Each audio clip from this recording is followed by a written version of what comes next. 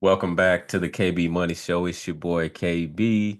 We in season two, episode five. I have my awesome Ivy League, Mr. Ivy League, with me today. How you doing, man? Man, I'm doing good, man. Again, always feeling blessed to be here. This always serves like a good reminder of, something I look forward to throughout the week. So I'm always happy to get to Saturday and do these. Yeah. So we got to go through our updates. It's been an interesting week, uh, to say the least. Oh Uh, yeah. a lot of noise, a lot of unfortunate news, but just everything in between. And man, if you're not careful, you'll find yourself in a whirlwind of headline after headline, and then trying to figure out why do I feel this way, and it has no logic to it. You're just being swept, you know, and distracted from headline to headline. And so we're gonna get into that, but before we get into that in the segments, how was your week?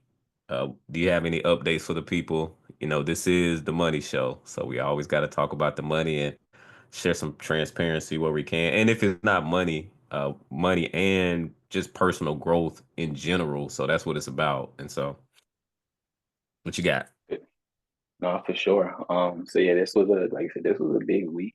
It seems like for the country, locally, there was a lot of events that happened, even just in the last 24 hours, which we'll get into all that. But me personally, because I think that it's a message that we can get out to the people. For me, if it's anything while all the stuff is going, you still got to take care of home base. You got to make sure home base is good. You know how they say on the plane, put your oxygen mask on first. So that's been my mentality this week. Is just make sure I'm good, make sure my folks is good, but really starting with me, make sure I'm good because I look at myself as a foundation, and I'm like, as long as I'm good, others can see that I'm good, and it'll calm them. Versus if I'm panic, oh my god, can you believe what's happening? Did you see this headline? And it's like, oh well, if he panicking, it's context clues. I should start panicking. But nah, I had a decent week. I almost panicked. So I go into the office twice a week, You said and you almost so finished. I, I almost panicked because I had a personal emergency, something that really affected me personally. Nah, but it's cold up here. I guess they're saying it's a record winter. I wouldn't know. It's my first one up here, so if this is what it is normally, I don't know. But they say it's a record. It's like 15 degrees. Long story short, my car battery had a shortage, and I just bought it a couple months ago or a month ago. So came out. I got signed up for AAA. Came out, jumped it, and so it's an issue with the starter. It's not the battery, which it's a new battery. So I guess I'm glad to hear it's not the battery. But like I said, it's the KB Money Show. So I got paid yesterday. I was able to, I was able to get it towed to a mechanic. First of all, AAA is not even that expensive. It's like $7 a month. So I never knew what it was for, but now I see. And so they came and towed my car.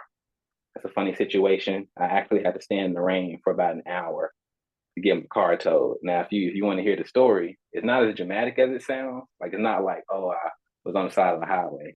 But listen to this. So I signed up for AAA. For those that don't know, you get like a number of service calls in a year. Okay, cool. I learned all this yesterday or whenever I signed up. And long story short, one of my service calls was them coming to give me a jump. That didn't work. Okay, cool. I appreciate y'all trying. Next day, or no, that same night, he called a tow truck for me. And That's two. well, no, I think they would have gave me one because it was all the same night. The first guy Okay. was cool. He was cool. He was really cool and giving me advice and stuff about living in the cold and what to do with your car. Because this is stuff that we as me and you from Gulfport, Mississippi, man, we wouldn't even need to think about what to do with our car if it gets below 32 degrees. It doesn't hit that for us more than for a day. But when it now it's 15 degrees and he's like, yeah, man, you gotta start your car.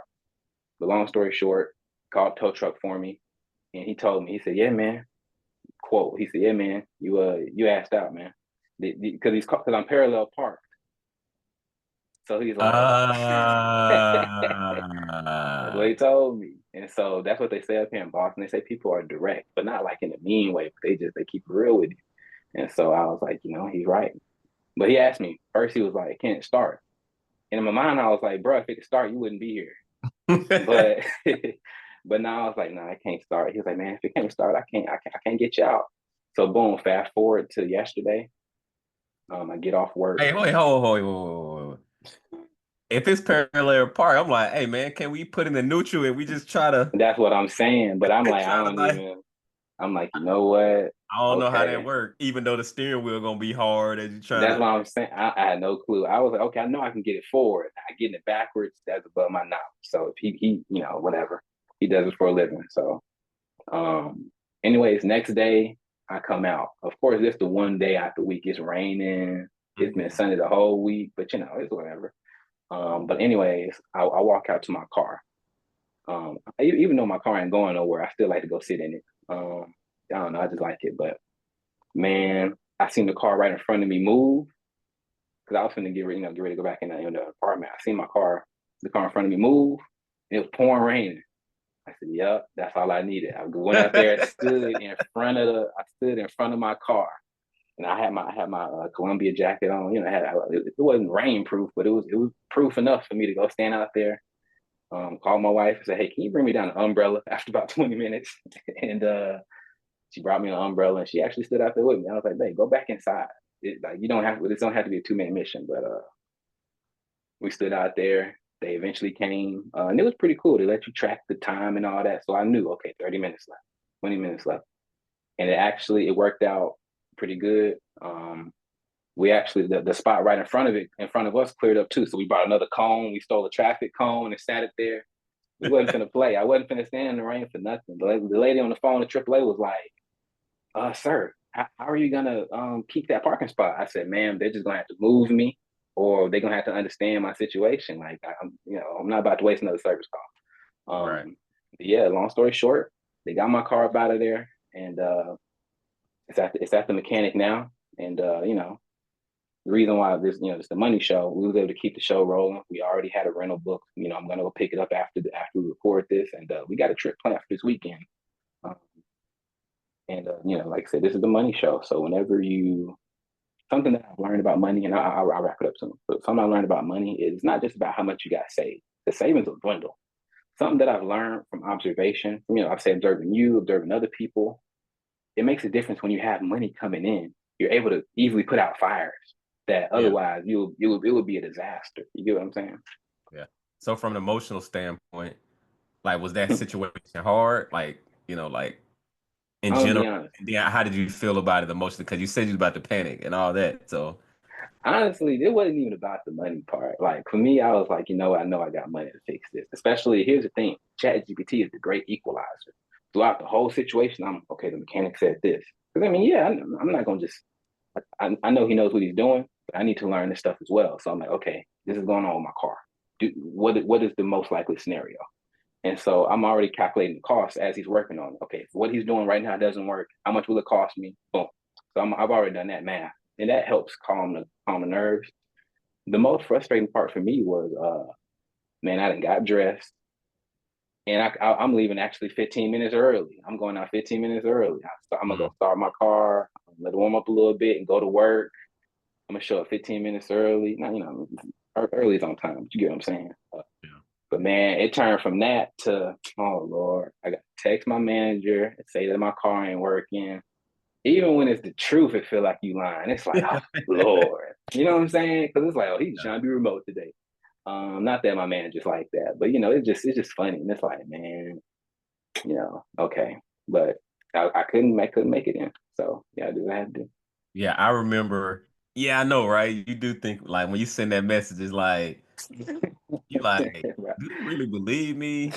right, Because you know all the time, people sometimes that be finessing. You like, you lying, right, and I'm like you like, yeah, lying. I'm really I'm not. gonna tell you what I did before. This was wow, man. It's a long time ago when I first moved to Houston, and I was in my one of my apartments. Matter of fact, one of the apartments you came to when you had came down one time, and so I had to send one of the messages myself. I remember. And so I said, man, I woke up. I was like, man, I woke up and somebody broke into my car, man. uh, And so like what they did was because the windows are tinted, so typically you try to bust a window, it's like it's tinted, so it'll shatter, but it's still being held up. So Mm. somehow they drilled Oh wow. like a hole in the window enough to reach in and On some undercover brother stuff. They yeah, and enough that's crazy. to to reach their hand in there to like unlock it. You know Wow. what I'm saying? Like it's some criminal stuff, right? But and so then I actually took the picture, like look, like I took the picture, and because those were the days where it wasn't no remote. It was you in Mm. every single day. And to be honest with you, back then, you didn't even think anything of it. It's just like that was just a normal workflow. Like, you go to work every day. Like, and so now just seeing how the pendulum has swung is very interesting in terms of the sentiments of just employers, people, whatever. But that's not the point. The point was yeah, nah, I mean, if you just keeping it, just being open, like, hey, look, this what the situation is. I mean, it is what it is. Like I'm not coming. Like, Right. I really wanted I to. I don't know. dressed Like, up. I was ready to come step in the office, but I can't. yeah. Did you have a suit on, or were you business casual? Or? Nah, because our office ain't too formal like that. But but they laugh at me. That my manager be like, "Keon always come in with these vests," and so I had on one of my vests. I was like, I'm gonna be warm in the office, but nah, it's okay. I'll come. I told my wife, I said, "Man, don't even worry about it. I'll be driving to work Tuesday." Okay. All right. All right. Okay. Wow. Yeah. Well, I know we hadn't talked, so yeah, that is eventful. Okay. So that's gonna be perfect for the first segment that I want to break down. That's gonna be perfect. So keep that story in mind, and we're gonna bring it back to that story because that's gonna be the example that I use. Okay, so Hmm. for me, just quick updates. Uh, the updates for me uh, on the financial piece, made more investments, bought more stock. Um, that's it on that front.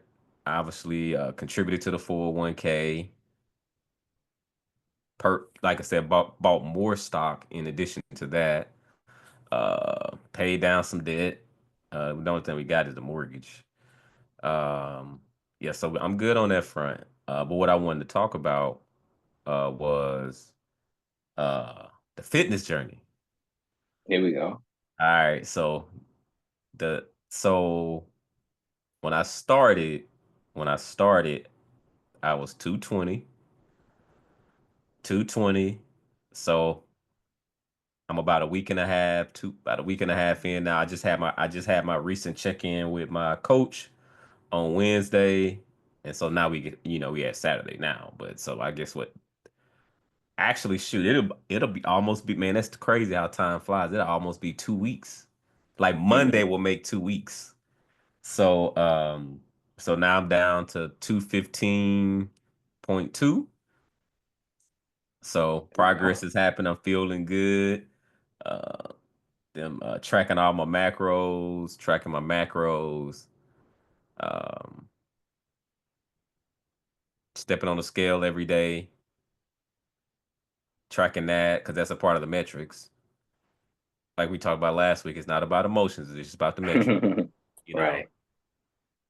And the training, man. So I done took my training game back up too. So I'm tracking my training, like my lifts, and so seeing the slow progress with my lifts is feeling Mm. good too. Like I'm like, oh yeah, like looking at last week, like the very first week was a struggle, you know. Yep.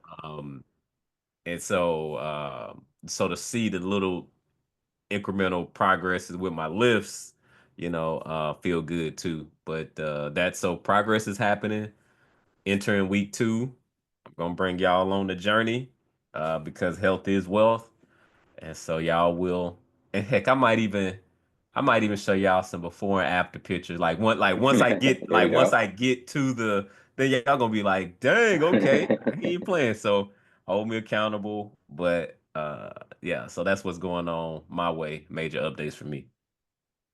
Man, that's awesome, man. I'm definitely we appreciate you keeping us tuned in. Yeah. All right. So now I am about to share my screen. Going to the first segment. This is going to be the personal development segment.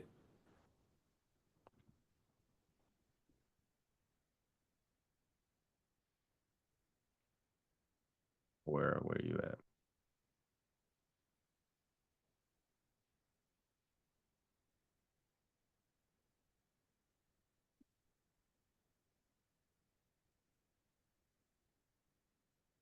Can you see my screen?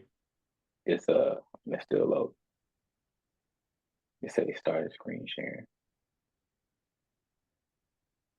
There we go. I can see it now. Okay. The road less traveled takeaways. So I'm currently reading this book right now. And so that we're Mm-hmm. gonna do some book reviews. We gonna get a game to the people. We talk this is about personal development and personal growth. So this is in at the very big this so I'm reading the book and so I'm gonna bring you along the journey when I come across things that are interesting that I want to And it's share. called The Road Less Travel. That's the name Yeah, of the that's the book. name. That's the name of the book, The Road Less Traveled Okay. by Scott Peck. It's a doctor. It's an I think I MD. heard. I've heard it. I think I heard that name before. It Yeah. sounds familiar. I think I've shared it with you many years ago in the past, but I'm bringing it. So I wanted to revisit it because it's a deep book. And so this is where I'm at right now in the book. I finished this part and I say, you know what? I got to share this with the people and make it real, right? Here we So go. the road less travel. So my takeaway so far is it's talked about life. Life is hard, filled with problems, heartaches, all of those things. With total discipline, all things can be solved. All those problems can be solved. However, what makes life so hard when it comes to all these problems is the emotions we attribute or assign to those problems, which lead to the stories that we tell ourselves. And that's where Mm, it feels painful whenever you are approaching a solution for that problem or starting something new to solve that problem. And it's because of the stories you're telling yourself or the lack of taking action to fix your situation or improve your situation. It's because of the stories that we tell ourselves. And so that's what makes life hard. But with total discipline, I'm gonna point at myself. I just shared a story with you about, look, hey man, I'm tracking my macros. Macros meaning my macronutrients, your protein, your proteins, your carbs, your fats, and your calories. I'm tracking that every single day. I'm putting it in. Y'all think I'm lying? Here's my fit diary from yesterday. there we go. Let's see. There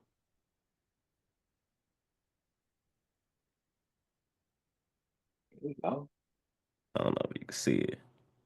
But anyway, you see the breakdown, so it's something in there. It'd say zero if I wouldn't put nothing in there. Right. It was blank.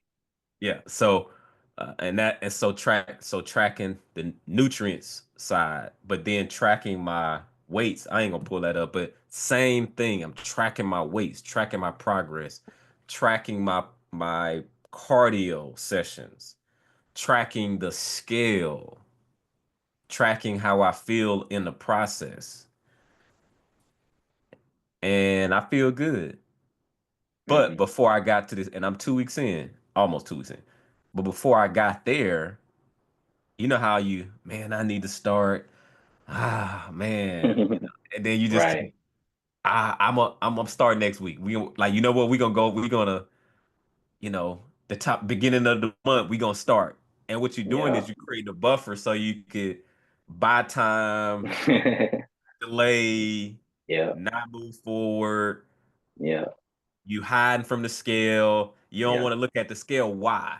Because it's an emotion. You know you're not doing what you're supposed to do. So the pain of stepping on the scale to face the reality, you don't want to face it. You running from discipline, which is making life hard.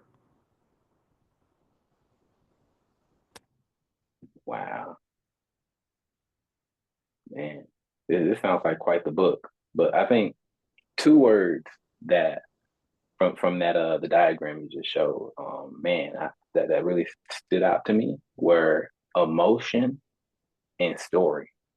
Like when you think about when I hear, our mind tends to go to painful stories and fearful stories. But I think that part of the problem is that it's not just the negative emotions. We're also fueled by positive emotions. But the problem with emotions is that they're going to fade away, good or bad. You're not going to be mad forever. If you are, you need to go to the doctor. If you're not going to be happy forever, you're not going to be happy every single day. Maybe you'll be happy every day. But you get what I'm saying. There's going to be bad days. But here's what I mean when I say that. If your reason for doing things, like for example, I'll use Penn for example. I know I got the hat, but let's just say to you, or any school, your reason for getting into school is not for a systematic reason. It's because of you're chasing a feel good story. Mm, I'm gonna do this so I'm the first out of my family. I'm gonna do this so I'm the I gotta bring the hood out. Man, my hood depending on me. If we can throw these stories on there, but do you want to go to college? And why do you want to go to college? And what is this? Same with, and I'm going through that same process now of, like as you go on to advance your career, you have to figure out what it is that suits you, not what sounds good, not what makes the best story on paper, mm, but what you because at the end of the day, going back to the school example, yes, it makes for a great story getting into a school or doing XYZ. But at the end of the day, the people that your audience that you're telling that story to, they don't have to go to school. They don't have to go to that school. They're not going to be in the seat with you. You have to finish the degree. Same with the right, job. Once you land your dream job, you have to do the job. Then it doesn't just stop at dream job, got my offer, the story's over, movie's over. Like, and right. that's the problem with relying on stories, good or bad. Stories Mm, end, life doesn't. I mean, it will at one point, but you get what I'm saying? Your life has to continue to go on even after the story fades. So what I heard during what you were talking about with the fitness journey, it wasn't story driven. It was very much process driven, focusing on just every single week, whether I did good or bad, I'm just gonna track my stuff. It's not emotion driven. I'm not tracking my stuff to feel good. I'm not tracking my stuff to feel bad. I remove the emotion out of it and I'm focusing on a fact driven or number driven process. yeah, yeah. And but I have a target too. So just for I have a target. So my target is to get down to 9% body fat. In terms of I've been down there before, so I know I can get there. Around about 9% body fat, I'll probably end up being about 180, 175, 180 when it's all somewhere around there when it's all said and done. The weight is not as much as important as the body composition changing, and depending on how you train and how you feel your body, and that'll depend on where I end up with a weight perspective. So it's not even to overly obsess with every single game one, lost two. Like whenever your body is changing and a part of dropping your body fat, a byproduct of that is you're going to lose weight. Like that's just a normal part of the process. The distribution of weight is going to depend, just because everybody genetics is built different. Like some people hold their weight, their body fat on the upper side, the upper body a little bit more, and maybe not as much on the lower side. But when your body fat gets up, it's pretty. But but then you have some people they're lean up top, but then they're below the bottom. You could tell like it's pretty meaty. The body fat is there. So everybody's body is different. We humans. But in terms of targets and stories, I'm in a process of rewriting my story. And Mm, so I have a visual. I've written it down. but then also I have reminders sitting around uh as There you well. go. So that was me. That is me. And so now I'm going for the 2025 version of me this year, going into year 40, Project 2020. So I call it Project 2025. That's my Project 2025 for Ken. All right, so now with you, the story, like think about your what you just shared Hmm. about the car situation. It was a problem. Like it was a problem.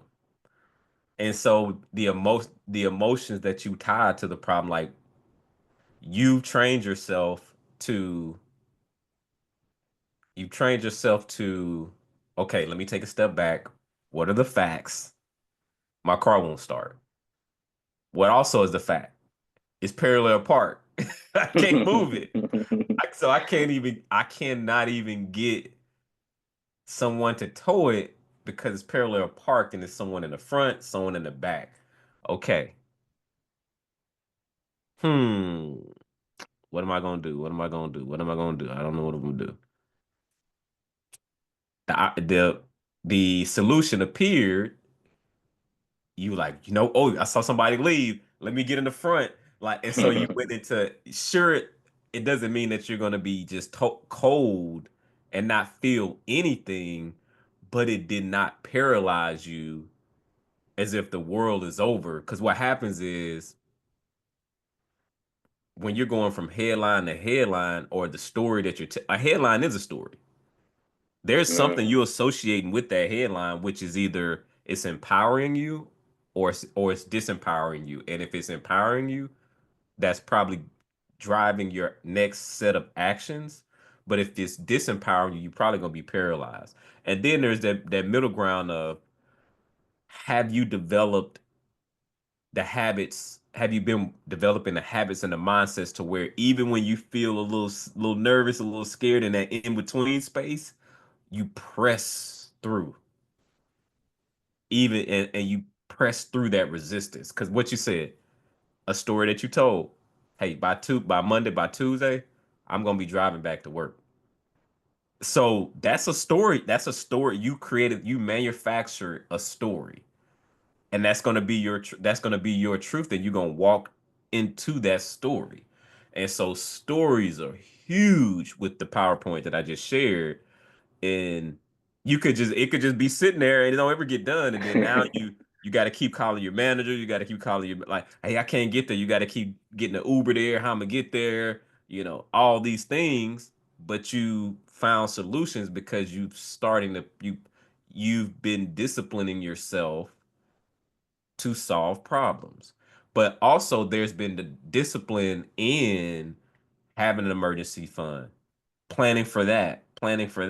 Because as I've shared with you in the past, when you have an emergency fund, typically what ends up happening when you have an emergency fund, you got income coming in, you usually rarely even have to tap the emergency fund.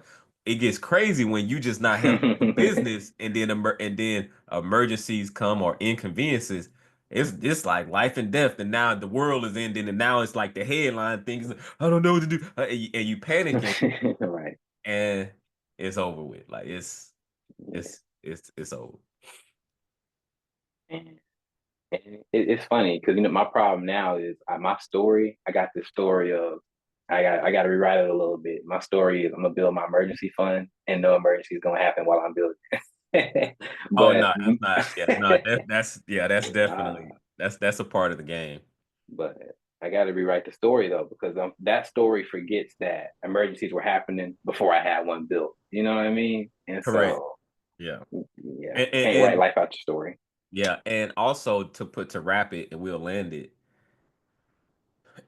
There does come a time where you have to get past that part of it and understand, like, this just is a part of the game, because you can get into purgatory of just only saving for an emergency, and you're not ever investing, and you don't get like past that next stage. And so whether that be, you need to get some stability with your income, so you can get past that because you can find yourself in this purgatory state of saving emergency fund emergency, and then stuff is happening and it's going out and saving, and you don't ever get to like the next phase of like building for your future. Yeah. Speaking of stories and headlines, you like um, that transition, um, got me ready. the suspense. Drum roll. Boom. Uh-oh. So this is the money show. So we have to talk about it. So as we know, Trump, our president, has implemented tariffs on Canada, China, and Mexico, and it's going to impact the consumers. So for us on the KB Money Show, we want to focus on the facts around it, the context, the understanding. President Donald Trump is imposing a 25% tariff on Canada and Mexico and a 10% tariff on China starting today. Today is the first. Tariffs will likely result in higher prices for U.S. consumers, both directly and indirectly, economists say. A lot of people have a lot of emotion around that, and it's on both sides. They just fighting. How do we stay neutral just to understand what the facts are and then how we can navigate accordingly? Tariffs are a tax on foreign imports that are paid by the U.S. businesses importing those products. The businesses will likely pass those costs to customers, economists said. Okay, so I have it queued up. I went to Investopedia for us on what is a tariff. All right. All So before we start jumping, oh my God, Trump, evil man, bad man. right. I don't care one way or the other about that. What First of all, my mind goes, okay, I remember learning about terrorists back in the day when, in econ and all this. Let's just learn about what a tariff is without the emotions. We're not going to read all this. We're just going to hit some high points for understanding, and you can go and do your own research to dig deeper. This is what I want to train our community to learn how to do is have your feelings, put a pin in the feelings, but then now let's go truly look to understand what is this? What does it mean? Actually, not speculation, not TikTok, not all these different YouTube channels, not something somebody said on Meta, like not something somebody text you, not something someone had a conversation with you in passing. Right. What are the facts? Okay. A tariff is a type of tax levied by a country on imported goods at the border. Historically, tariffs have been used by governments to collect additional revenue, but they are also a way of governments to try to protect domestic producers. As a protectionist tool, a tariff increases the prices of imports. Due to that, consumers may choose to buy other, relatively less expensive domestic goods instead. So just let's go through. So the key takeaways there to remember: tariffs are duties on imports imposed by governments to raise revenue, protect domestic industries, or exert political leverage over another country. Understand, just because Trump is talking about tariffs, this has been going on.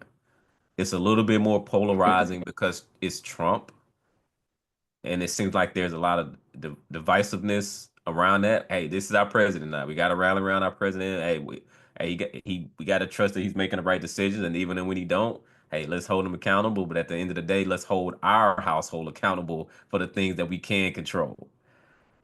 Tariffs often result in unwanted side effects, such as higher consumer prices. So, yes, there's a possibility that it will impact us.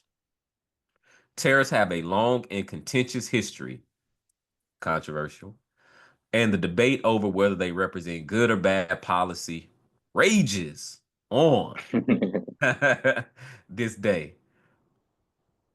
And this talks about. So I want to the reason for tariffs. I want to scroll down for that so folks can understand.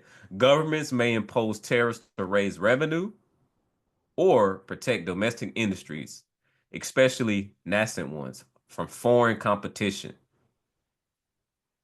By making Mm, foreign produced goods more expensive, tariffs can make domestically produced alternatives more attractive. Governments that use tariffs to benefit particular industries often do so to protect companies and jobs. Companies and jobs in your mm, particular local country. Companies and jobs. Pay attention. Listen, listen. Tariffs can also be used as an extension of foreign policy. Imposing tariffs on a trading partner's main exports is a way to exert economic leverage. Okay, let's not pretend. There are side effects that we need to understand. We just talking about the facts right now. We just talking about the facts on what are the possibilities here. right. They can make domestic industries less efficient and innovative by reducing competition. Interesting. They can hurt domestic customers since a lack of competition tends to push up prices. Okay. That's the part that people, are talking about right now. They can also generate tensions by favoring certain industries or geographic regions over others. We learned this together.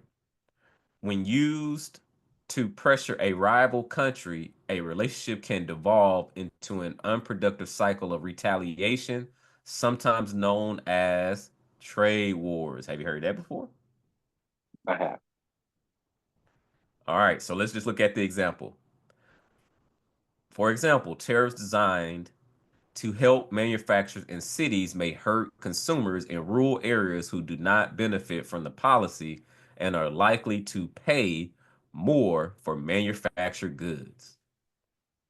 Okay, so it said fast fact: governments assess tariffs based on what's needed to protect domestic industries, address trade imbalances. That's what Trump has been talking about. He's been talking about protecting domestic industries, and he's also been talking about some trade imbalances that we have as a country in relationship to other countries, or Right. respond to unfair trade practices. And he's been talking about that one as well. So those are the three that he's been talking about on why he's implementing these tariffs.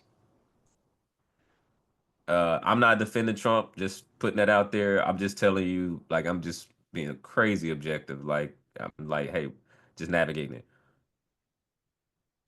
Who is most impacted by tariffs? I'm gonna leave that for you to read. Go to Investopedia. I'm not about to read all that. But I just wanted us to start approaching things from what are the facts. So we have a headline. Now it's Mm, time to figure out what are the facts about the headline. right. Because it ties back to our first segment of what are the stories we're telling ourselves. Because sometimes you'll see a headline, then you start telling yourself a whole bunch of stories, or you're listening to other people tell you a story and you believe his story, Mm, but it's not necessarily his story per right. se. And so you don't want to be swept up in someone's stories. Like, go and look, one or two go steps further to understand what this is, so you can kind of put your critical thinking hat on it. Like, okay, all the noise, what does this actually mean? Like, oh yeah, no, these terrorists will impact us. And then the next question probably should be, all right, well, to what degree?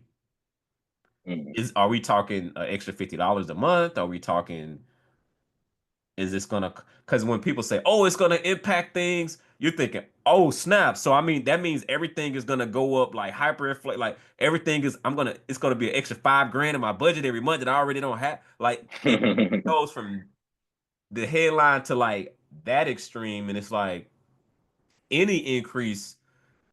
if you're already in a financial crunch, you're gonna feel something, right? But like Right. we have to anchor ourselves back to what are the facts. When you hear all of that, now break it down from the Ivy League perspective, just your perspective, as you heard everything that I read to you. I don't want to call them a buzzword, but tariffs is definitely like a hot topic right now, and definitely something that is.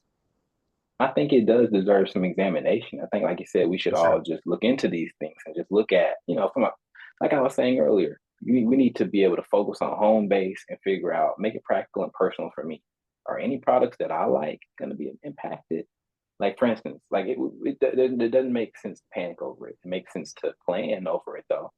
Like I saw like, and I don't know if this was fact checked or anything, but like one product listed was like avocados.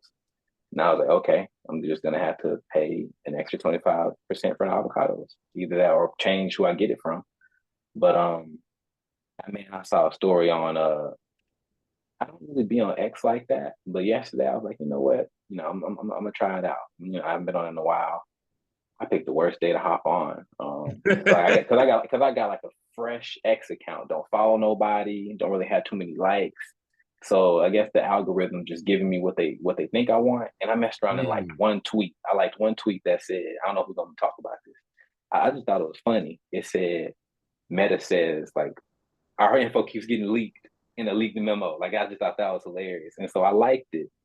But apparently that account and it just kept giving me political stuff. And then there was a whole bunch of just quote unquote disasters happened this week and yesterday. And so I'm just getting a bunch of conspiracy posts. I'm like, man, let me log out Right. of X. I came on here to I laugh a little bit. This is not what I came for. Yeah. But man, like you were saying, though, I just think that there's an industry, and I'm gonna relate it to sports. We talk a lot about sports. There's especially in the past decade, there have been shows and people out there, whole production that have made a lot of money off of talking trash about the same five or six people. LeBron has made a lot of people money. I saw a segment the other day. They said some people gonna lose their jobs when LeBron retires. They ain't gonna have nothing to talk about, Wow. and stuff like that. But not just LeBron, but the Cowboys. I Right. mean, think about all these popular topics. So what will make politics different? For some reason, I always view politics as like sports, but in a different way. I feel like it kind of evokes the same emotions, like the same way some Eagles and Cowboys fans will get the fist fighting they was on the Oh same man. bus. You better not let no liberal and no person from the right side. You better not let them get to arguing. Like it's the same type of emotion is what I'm trying to say. And for a team that doesn't necessarily claim, but I don't know. Um, it's a lot, man. My point is though, there's an industry that's really making a lot of money off of weaponizing stories, either for or against a certain party, Mm. for Trump and them, for the Republicans, for or against the Democrats. Um, Kamala made a lot of people money, um, good and bad way. You know what I'm saying? A lot of people talk trash about Kamala. Yeah. A lot of people talk trash about Trump. People talk trash about Biden. There's a lot of money made about just producing the craziest headlines and stories that you can to draw attention. That's where the money is. That's where a big bag is now. And when Trump, the end of the second presidency, we're gonna have to find a new topic, man. I don't know. They're gonna find something else to scare people with. Bro, man, man, you just said something. So imagine this. Trump come in first term. Trump, Trump, Trump, Trump, Trump, Trump, Trump, Trump, Trump, Trump, Trump, Trump, Trump. He leaves. Biden is in. Biden is in office, and we still are hearing about Trump. I said, I'm so sick of hearing about Trump. And I don't hate him like other people do. And I'm like, why aren't we talking about the current administration? Like, why aren't we focusing on what their policies are, what they got going on? The pros, the cons, the good, the bad, everything in between. why are we talking about a former president?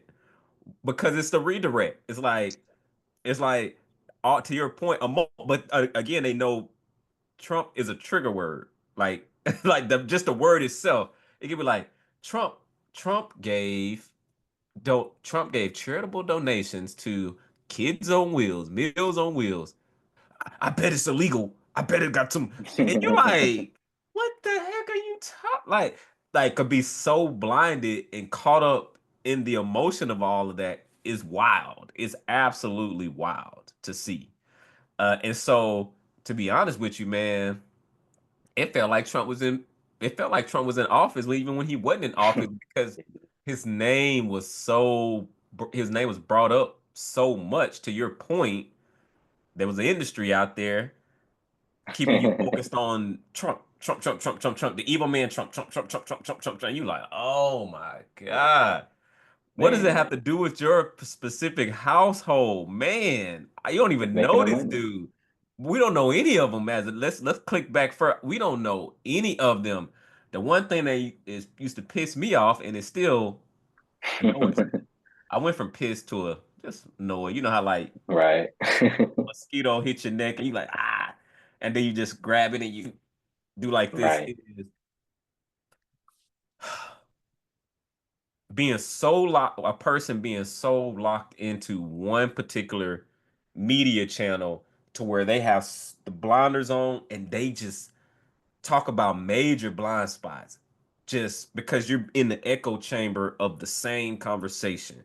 And so you don't even realize all the stories that have been his story or her story has been they just putting that promoting it to you, promoting it to you, promoting it to you. And so then when you go out in the world, you're living his story, but not his story.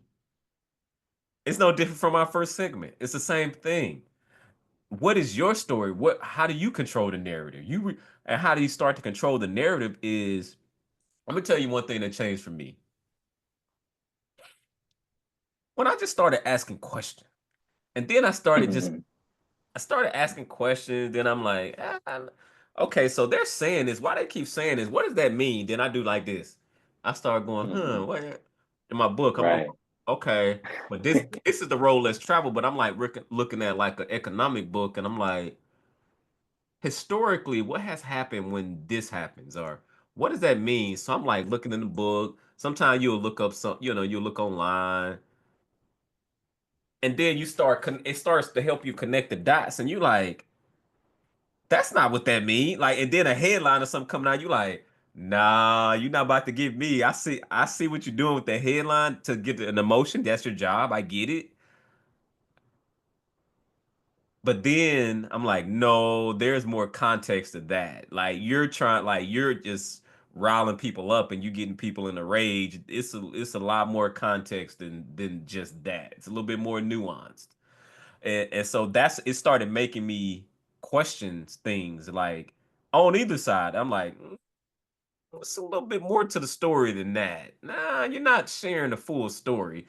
But Right. what they know is most people have a short attention span. Most people aren't going to go deep on a conversation, go deep and like really get into the critical thinking. They call it systems thinking. I think it's called systems thinking, where I'm gonna tell you, this really changed the game for me. I say it's a lot of things change the game for me, but it's just my experiences and the things I had getting exposure to. Working with engineers really helped me. It was an example that an engineer gave me on how specific that they have to be to write code, and the way they have to build it out and think through the full problem or whatever. So it said, Ken, explain to me how to create how to make a peanut butter and jelly sandwich. I'm like, what? You just go and make the peanut butter and jelly sandwich. Like, right? Right. Simple enough. They was like, Right. no, you have to, I, okay, me.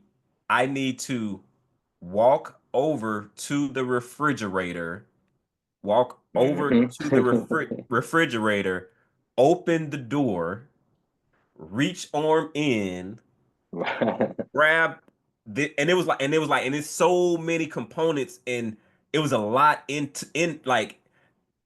that whole story. It's like, oh, that's how, and so they're like very analytical, very like mathematical, matter of fact. And then also one of the things what helped me too was I'm not an engineer, and I don't have any interest in that per se. Um, Not to go in that depth. I would say things loosely, and they didn't mean anything by it. They was like, no, actually, it's this. And so for them, they were trying to like 1 plus 1 equals 2. I was just giving a broad stroke of something like, well, actually, technically, and they used to always, and they genuinely didn't mean anything by correcting me. But I learned something in that process of like, there's a level of detail in some of these things that we don't get into a lot of times. And unless you're wired that way or you train yourself to get into the details, you're gonna be doing yourself a disservice.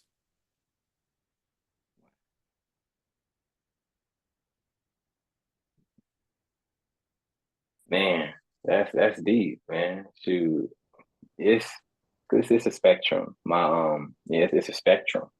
Because I mean, there's people that, and I think I don't know. I got to figure out where I am on the spectrum. I think there's people that are very maybe futuristic, or they're able to remove themselves from the forest and go on more of like a bird's eye view and think of several different forests at a time. That's me. Then and That's me.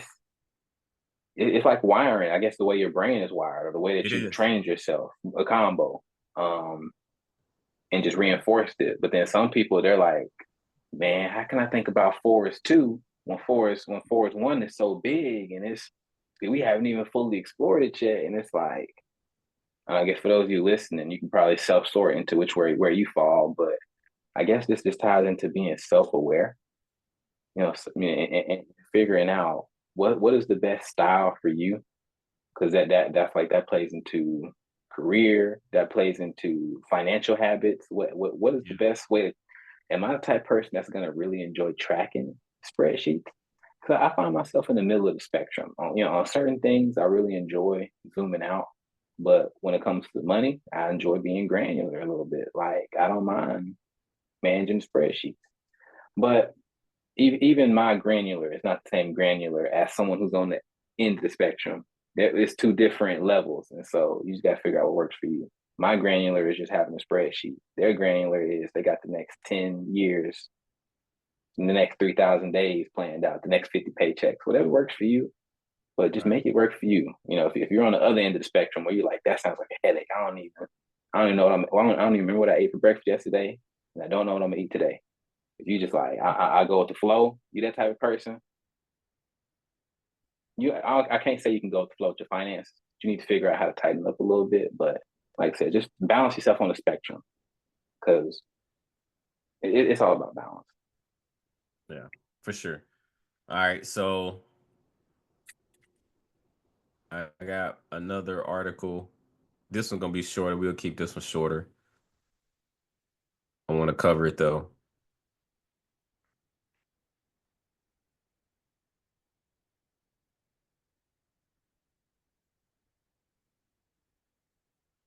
The list of major companies requiring employees to return to the office from JP Morgan, Dell, Amazon, and the government. Mm. It's a changing, the economy is shifting. It's shifting.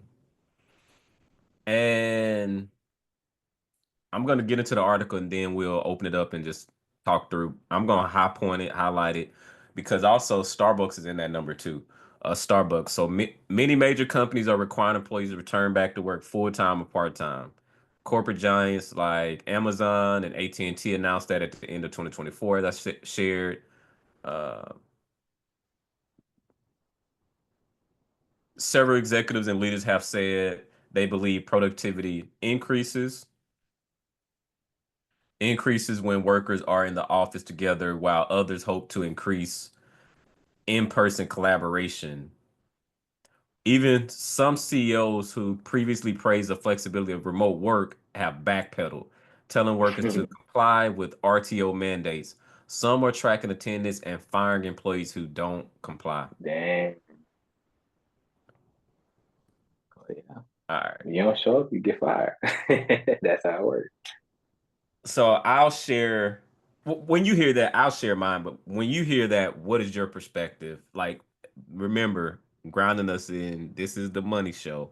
So when you hear that, what comes to mind? I think that my first, because it's part of this is a PR handling of it. There's a PR aspect in terms of how do we, I think from the corporation perspective, how do we manage this? Okay, we do want to return to office. How do we tell our employees this? How do we share this with the public?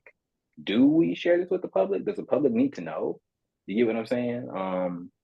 And so I guess my thing is my first thought was the problem was you let people get too comfortable with remote. And you let people Mm, think that it was going to be the standard moving forward. I don't even think that it's the fact that 5 days of work is so crazy because we did it before. I went to school 5 days a week. I woke up at 6 a.m. You went to work 5 days a week. You know what I'm saying? I went to college 5 days a week. It's not like none of us have done this before unless you just started working recently and you're used to remote. But I think part of the problem is it feels like such a sudden shift. It's very jarring because like you can let people think that and on the flip side, I'm gonna put some of that on the employees too. You let yourselves get comfortable too. You didn't read tea leaves. I'm not saying it's anybody's fault, but it's about this isn't the KB fault show. This is the KB money show. And when you're talking about your main way of getting your money, you need to stay informed. Like, I'm at my second company now, and it's pretty cool seeing like how they do all the town halls, even if it's virtual or in person. But it's really cool staying up to date.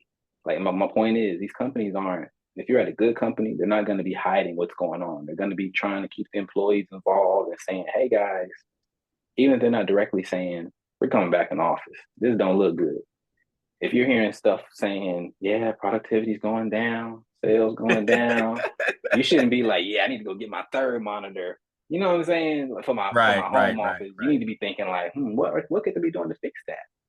Layoffs, this or that. You need to be both. You can blame the corporation all you want, but this is the KB human money show. This is not, So for those of us tuning in, my main message is be proactive. Try to figure out what's going on around your job. Talk to people. Okay. Okay. I love it. My perspective is I share similar sentiments in that way, which some of the things that you share. I'm gonna take it a step further. Don't rage quit. I know to your point, what is the story that you're telling yourself right now? Think about our first segment. What is the story that you're telling yourself right now Mhm. about this? And your instant emotion, and then going into the story of like, what does this mean for you? Um, but the other part of it is don't mess up the bag. You cannot mess up the money. Yep. If it's not working for you, okay, like start working on a plan to transition somewhere else. And I bring myself to the front of the congregation, if you will. When you're working from home remotely, you lazy. Like you just lazy. It don't mean that you're doing work. You just get lazy. You're not dressing up as much. You start putting on weight, pounds.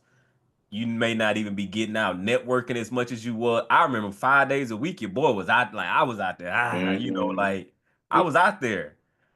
Sure, it was drive time and all of that. So that's definitely a thing. Uh, but I was out. I did a lot of happy hour stuff. Like I was out in the scene. Like I was out there. It makes Uh, you awkward too. You ain't talking to You talking to screens all day in your talking phone. to screens all day. So I'm gonna say that remote work has its place. Absolutely. And sure, I might be talking in a place of privilege right now, But how I've always approached it, I don't know if it was just me just being having, you know how you say the way some people are wired. Me, I always thought like, okay, it's remote now, but it can always end up being back in the office. Like, so I guess it, I always had that in the back of my head, so I didn't set my life up in a way where if they make that call, I'd be like, I understand. Like, I'm like, okay, like meaning, for example, like I'm near a couple offices, so I'm not about to go way in Timbuktu and buy a 30-year mortgage, like way over there. Like, or no, like go and move because they made it remote. I go and leave the city because it's 100% remote. And maybe I'm going to a lower cost of living place, or I want to go, whatever the reason is, I want to go to this other city. And so now there isn't a hub where I'm at. And that's just a chance that's just a chance I took because another part of it is a part of the strategy is it's a numbers game. When they put if it lands a little bit better too is sure there's going to be performance layoffs, but at the same time, if they're also looking to continuously trim a little bit more, they just going to require you to come back into the office, and they know some people are going to self-identify and quit. Right. Here's my And when question. you quit, that severance ain't gonna hit the same either. So Nope. like there's some strategy behind that. Like they know that it's a certain percentage of people it's just not gonna work for them. How do they know? It's because they know where you're based at. They know where your locations are. Yep. They know where your IP at. Like they know where your IP is sitting. They know you Yep. have to share with the company where your addresses are and all Yep. of this. So like They got to pay you. They have to know where to pay you. they got to know where to pay you. It's tied to the taxes for that particular state, and you remote. So even if you're showing that, don't get it twisted. Don't think they don't know. So you're Mhm. saying I'm saying my home base is Houston, but my IP is always showing like I'm in Mississippi because I'm from it. Like I'm always You'll get a there. call. They'll Someone. know. Like Yep. whether they say something or not, it's a noted. Mm. But I fall somewhere in the middle of the spectrum of like because again I'm telling you, man, the human connection, man, you the screen can't replace that. No. And so is the answer go back into the office every single day? I don't know. Is it staying 100% remote? I probably say it's somewhere in the middle. Meet me in the middle. Like meet me in the middle. Yeah. But I'm not messing up the bag. I will go back to the office every single day. Mm. And if if the arrangement is not working for me, I'm gonna go somewhere else. I'll just leave. But I can't I'm not gonna become an activist within the company and and, and start putting down demands. I mean that's their business. That's their Right. business, that's their company. And sure you'll assess what legal rights you have within their company, but it is at will. And sure, there may be some protocol, some things that you can explore if you get with an attorney. But this ain't one. This ain't one of those things. It's either get your butt back in the office, or go Yeah. find another job. You could be kicking or screaming or not. It is what it is. Yeah. Man. I had a question, but I think you just answered it with that phrase, at will employment. I'm just wondering about because this case by case, really. I think Yep. can't treat everybody the same. Because now, if you were hired pre-COVID, that's different. My question is, I'm thinking about people that were hired specifically remote. Wonder how that gets handled. If you were hired as a remote worker, and then I wonder if those people getting required to return to office, but like like you said, it's a double edged sword. Because I'm also thinking about what they provide, like relocation assistance.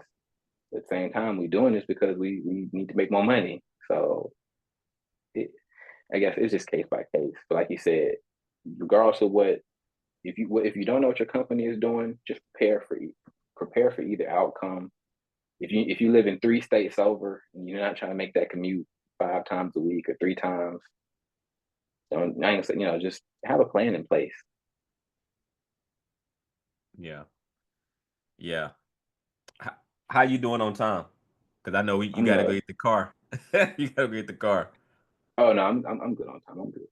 All right. So I have one more segment. We gonna land it. We Hmm. gonna land it. Bring it. Bring us home. Bring us home. Hmm. And you and I, we get this is gonna be us reacting.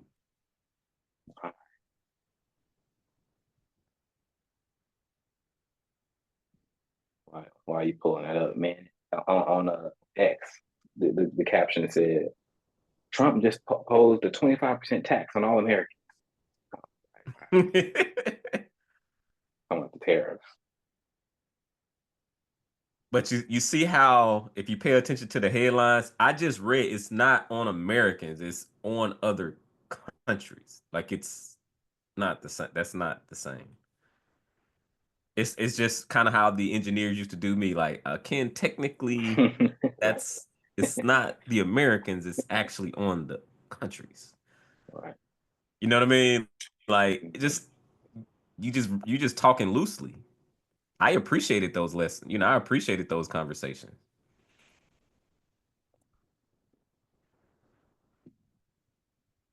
Mr. Ramsey, Mr. Dave Ramsey. So I was looking at this the money show. So we're gonna talk about financial freedom, 15 ways to achieve them, and we're gonna go one by one and add commentary to them. Don't have to be uh, too long-winded on all of them, but and for context, Dave Ramsey lives a debt-free life, but he has a business empire. He has a whole lot of money coming in, so he can self-fund everything about his life, and he don't have to worry about debt. The one thing Yep. that when you go down the path of following Dave's plan, you quickly start to realize, oh, this plan is only going to get me so far because it's a defensive plan. It helps you clean Mm. up what you have in the negative. It does say, build on the back end of the steps, build wealth and give, but at the same time, you look at the plan, but then you also have to look at how Dave is living his life and how he lived his life and how he got to where he got. It's not a good, it's not a bad, the facts. Dave implemented these steps, and Dave has never worked a regular job.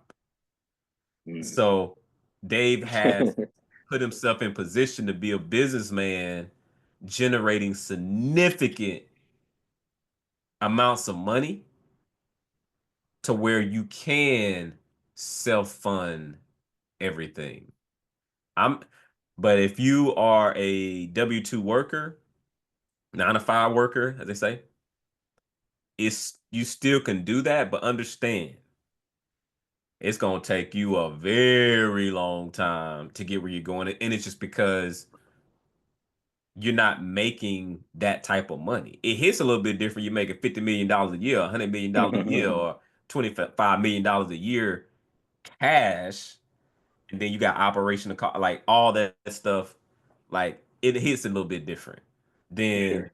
you making $50,000 a year talking about, oh, I'm paying cash for everything and I'm gonna be live a debt-free life. And so is a balance there. So everyone has their journey, everyone has their passions. But in this, the point of this segment is I just want to give you the context of who Dave Ramsey is, has helped millions of people, has helped me get to where I need to be. It has helped you. Uh, Yep. and so the plan works, but it depends on what level you're trying to play at, what game you're trying to play.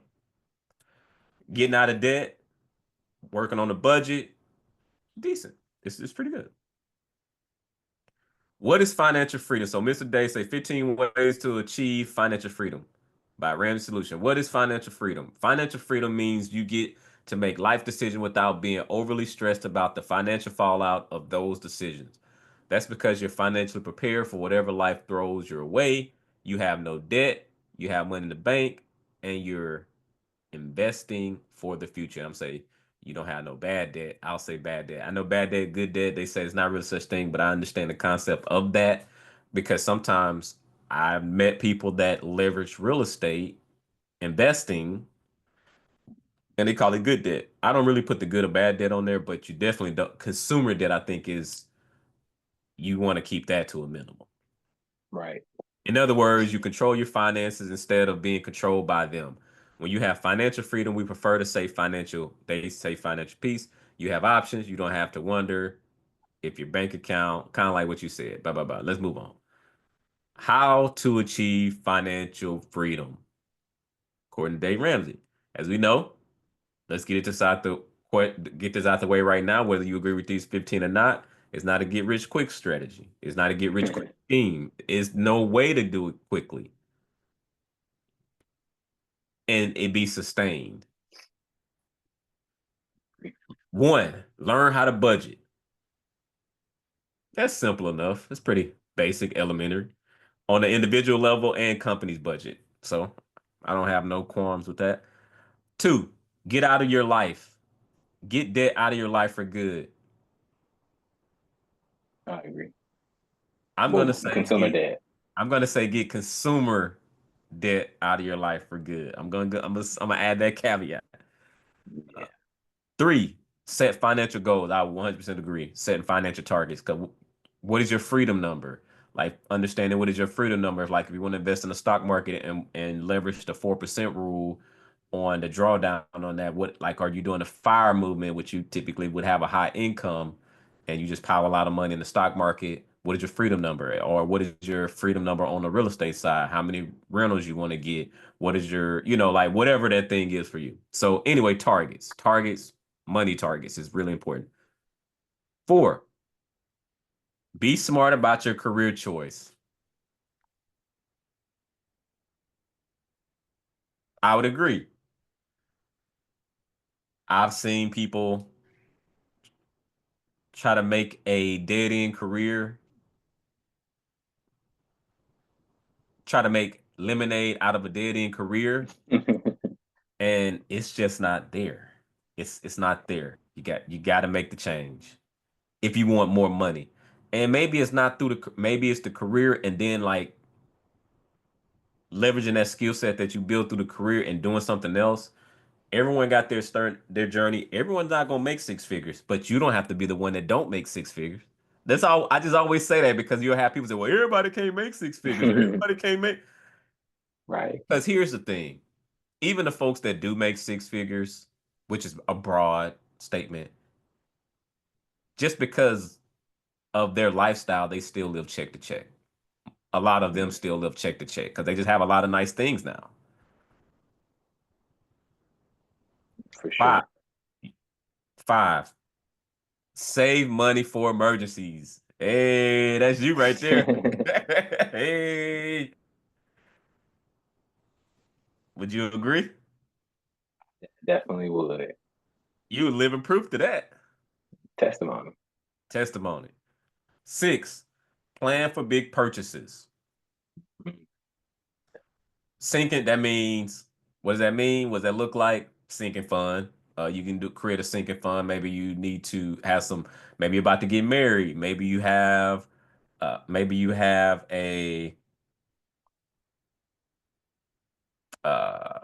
big expense coming up where you know you need to eventually replace your car or you need to yep. any other big purchase. It's self-explanatory, but just put it in the sinking fund, plan for it, micro save it up to plan it out. It's just about planning. Seven, invest for your retirement future.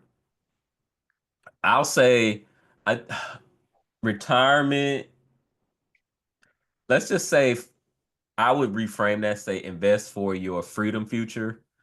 Um, because retirement, it just has that connotation, and maybe this is the story I'm telling myself of, Mm. when you turn 59 and a half or 60 and you just sitting there and then you in the house all day, or you just not being productive anymore, at least from where I come from, like, or just what I've observed in working class, typically once they get to those ages, they just sit down and stop generating income and just solely depend on Social Security and those things. Uh, and that's to me is not really retirement. Uh, it should be bonus on top, but you know, I think it kind of ties in with, for me, it ties in with what number is that? Number four, about being smart about your career choice. I think mm, that you should, because when I heard that, the first thing I'm thinking about is, well, A, of course, you want to make sure the income potential is there, and just be aware of the income trajectory, both in the beginning and long term. And B, you want to pick a career that if you mess around and like it, you'll do it for the next 60, 70 years, whether you're physically doing it. Like my first thought goes towards like doctors, in the sense that, okay, if I'm a surgeon, in the 40, 30, 40 years down the line, if my hands, if I find able to use my hands the same, I can still go teach. I still have mm, knowledge. And so, you know what I'm saying? Be smart about your career choice in that way. Even if, like, think about the transition down the road. Like, what could be my next steps? that's Like, interesting. cause I heard, I don't know if you seen that headline recently. One of the CEOs, he was like, man, the idea of retiring at 65 is crazy. Now that's gonna sound crazy to most people if they hear that. Like, what do you mean? I work my whole life. I want to retire. But again, that's what I'm saying. Pick a job to where, maybe I don't know, maybe that's lucky. I don't know. But I'm thinking pick a job to where you can see yourself doing it for a long time. And when it comes time to retire, maybe retire from that job and go continue being of adding value to society somehow, not just sitting at home. Yeah. 8, look for ways to save money. Okay. I mean, I will tell you this. Yes, saving is always a good thing. To be saving for a purpose. Like once you have your emergency fund, I mean, you're investing for your future. So if you're looking for ways to save money, um, okay. I think there's always going to be ways to save. One way I would maybe change it is to say look for ways to not overconsume, and that's more personal. Whatever that means for you, um, on a personal level, decide what overconsuming is. You know when you're doing too much. Look at the category and say, "Nah, I did too much this last week. I did too much last month. I didn't need to get Taco Bell 4 times. I'm gonna just do two this month." So that ties into 9 then. So live below your means. Exactly. Yeah, live Hmm. below your means. I would say live your wage. Don't be Yeah. buying Birkin bags. Don't be, and you as the guy buying it for for the lady or the Louis, if your budget is not set up that way, why are you wearing a Louis belt and you know your funds ain't even like that? Like, what we doing? 10, help your kids save for college. We don't have kids. You don't have kids, but okay. I hear you on that. That's always a good thing. I am curious with the future on how things will be. I think we both went to college. I would never tell someone not to go to college, but I would say have a plan if you go to college and pick the right career choice. But it sounds so simple, Ken. But you gotta remember, you're talking to a 17-year-old too when you're saying, how do Yeah, we but get them to focus? it's on the parents though. It's on the parents to, I mean, you didn't just be born and was teleported to 17. True. So it's on the parents to, if you don't know, you got to get them the help that they need. It- because they're under your care. Like that's, I mean, it's otherwise you're just making excuses. Well, I wish I would have did. I would like wish is a wish. Right. It did it didn't get done for whatever reason. So at this point, it's irrelevant. And it's the money show. And when you get into the money and the brass tacks of just the dollars and cents, we can remove the emotions of it. You just didn't get it done. That doesn't make you bad. You just didn't get it done. And now if they go to college, they probably, unless they get a full ride like you'll be in a whole bunch of debt like me, like I was, like the old Ken. So that's funny. You got the yin, you got two examples. Okay. Pay off your mortgage early. It's debatable. We're in the process of doing that, but yeah, pay off your mortgage. I think that's debatable. Some people say no, why would you do that if you have a low interest rate? Some people say, I could use that money and go buy another rental, or I can house hack, get this one, have it for a while, rent that one out, go get another one, repeat, repeat. It just depends on what your risk tolerance is. Do you have a plan?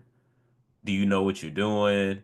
Because there's risk involved, if you keep debt on your keep if you just keep debt in your life. Uh so are you built like that to be disciplined to navigate the problems that's going to come with just having debt?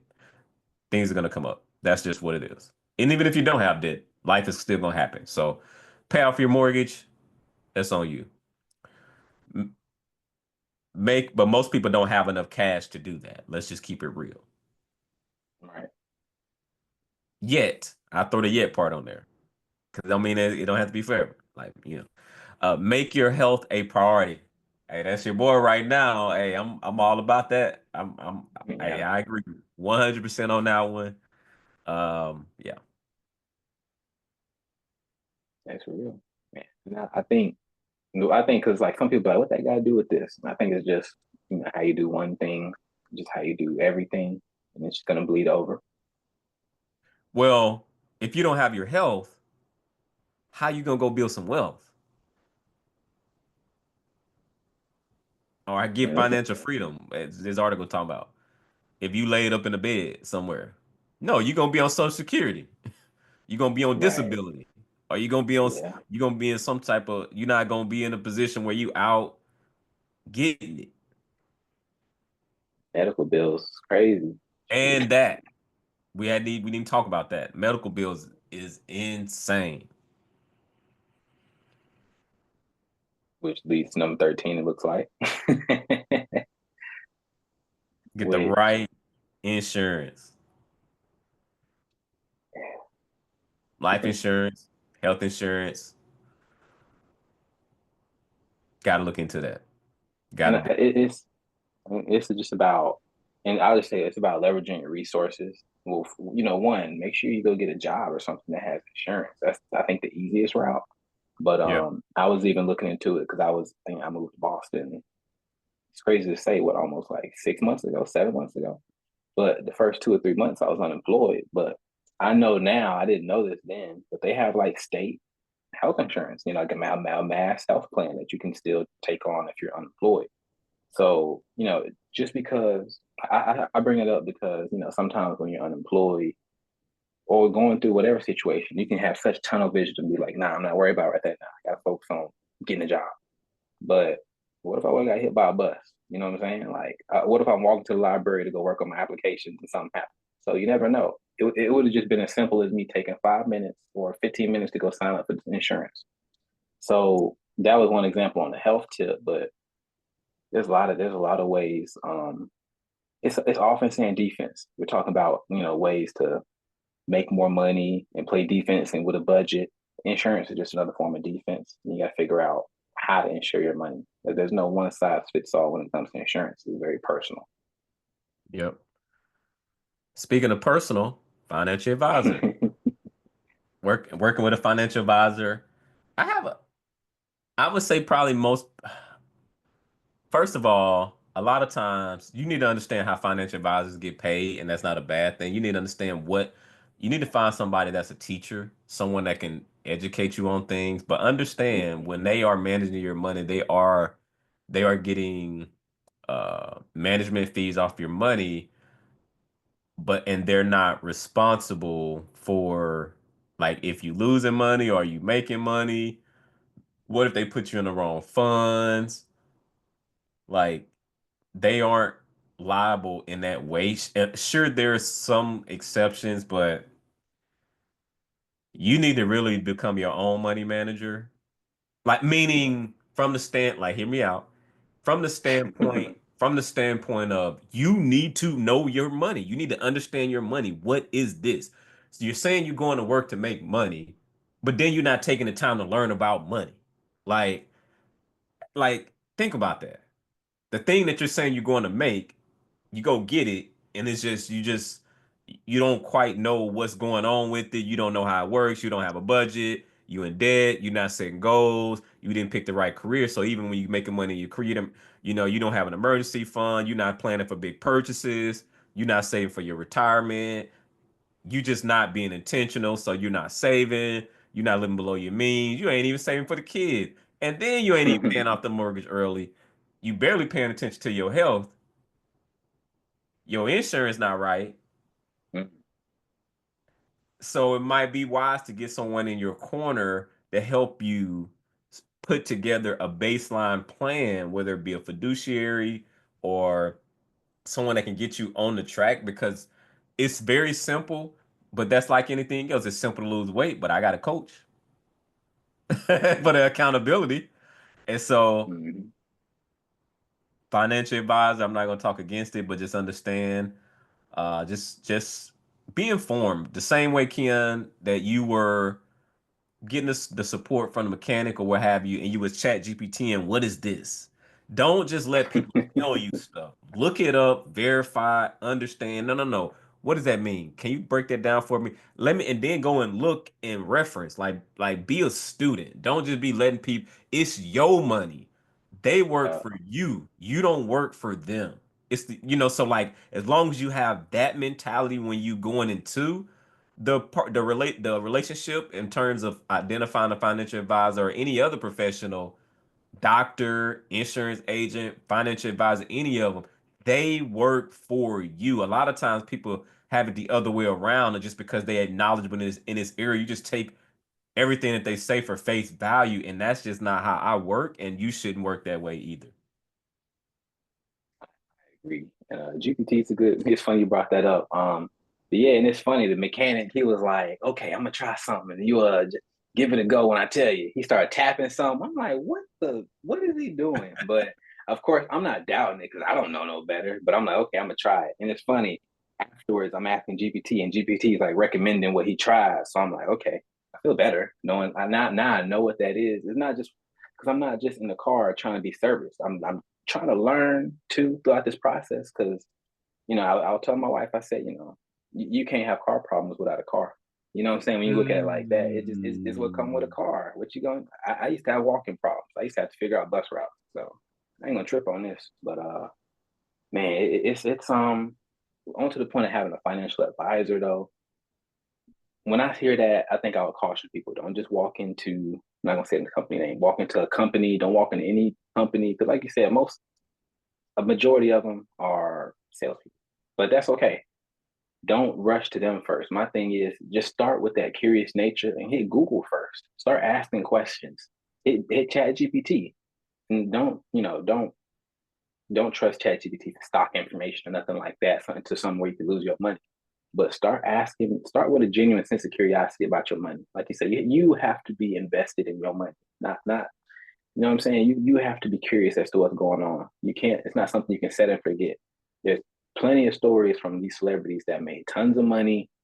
They trusted an accountant. Some accountants, oh, well, they're an accountant. They have a CPA. They're a CPA. They got their licenses. They must be legit. I learned working at my last job. That's not always the case.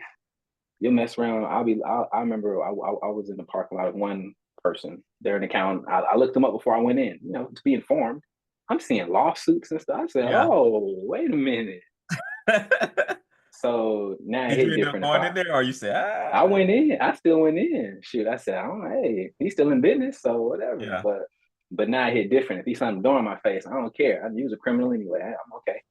He might have did me a favor, but nah. Just point is, don't. My thing is build a team too. Don't just have one source. Build you a team. facts.